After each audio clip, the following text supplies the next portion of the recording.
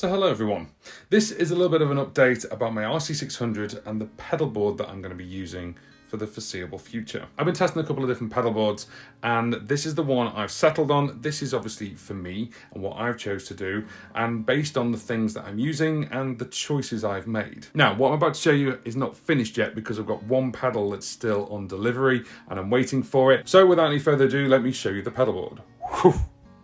This pedalboard is the Nux Bumblebee Large. It's a two-tier pedalboard and the way they've designed it is a little bit interesting because what happens is it's all in bits. It actually comes with 2 sides and 8 bars and you decide where those bars go. So if you have a look at it from this angle, it's a little bit like Meccano and you've got loads of holes and what you do is you just put the bars where you want.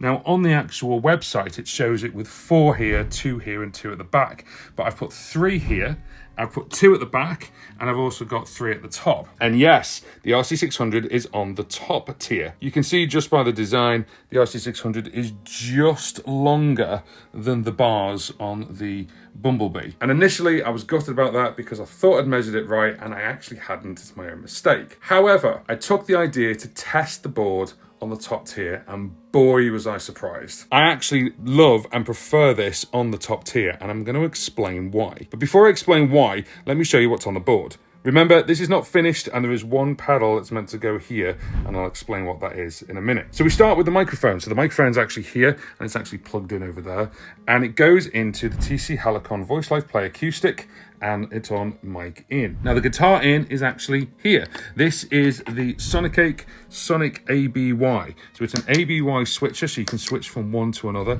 and there's 2 inputs here. You can see I haven't actually Velcroed this down yet. I'm about to do that. And what I'm going to do is I'm actually going to Velcro it here.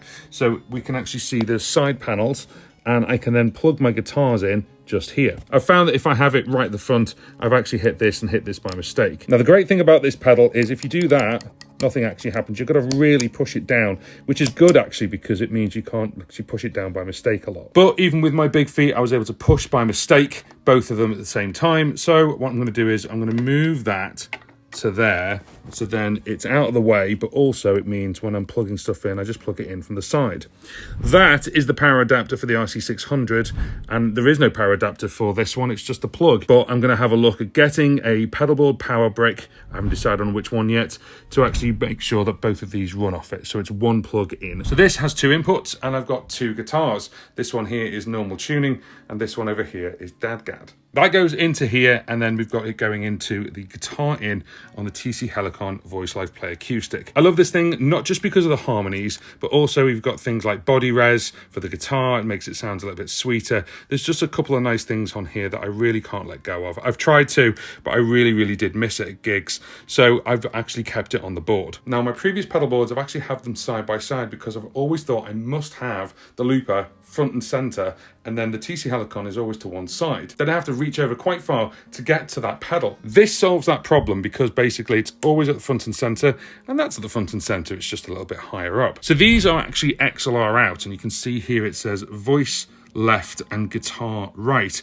DI, and I've got this set up in such a way where the output is voice stroke guitar DI, just as it says there. So they're going out separately. So it's XLR at this end and then it comes into jack at this end, and this is a really short cable. Now originally what I was doing was XLR to XLR and I was using mic 1 and mic 2. And the reason I'm not doing it anymore is in case I want to plug in another microphone, maybe just a singing microphone or a stage microphone or a microphone for someone else to use. That way it keeps that free. So my microphone actually comes in on instrument number 2 on the left, and my guitar comes in on instrument number 1. That way I can actually keep them separate. So if I turn the bass effect on here, that's just affecting my voice, it's not affecting the guitar, and that's a lot easier. When I'm looping, this is a dedicated reach to loop, and it means if I press this by mistake, it's not as bad as pressing a loop by mistake.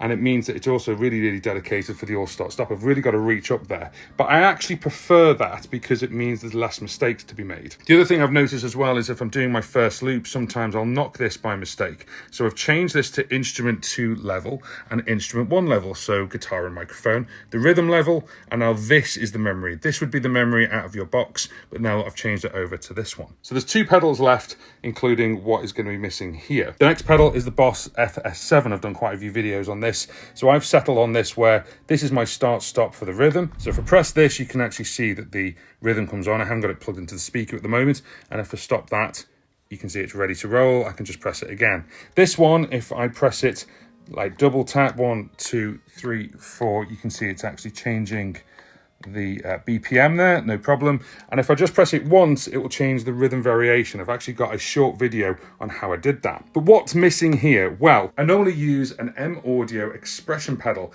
and that is actually for the volume of the loops. But that M Audio expression pedal is a full-size pedal, and what I want to do with this is I actually want a mini version. So I'm waiting for a mini expression pedal, and then I'll install it, and then when we get up and running, I'll show you a full rundown of the rig. And then the great thing is it all goes into that bag. I used to say, you used to have almost a meter long pedal board, and now this is basically the width of an RC600. I hope you found that useful, and if you want to grab any of the equipment that I've just talked about, there are links in the description box if you want to pick some of this stuff up. I'll even put a link to the volume pedal that's on order, so you can go and grab one as well. Now I use loads of effects on the RC600 and the TC Helicon, so if you want to see my top effects that I use for the TC Helicon, have a look at this video that's on the screen as I go through it quite in depth.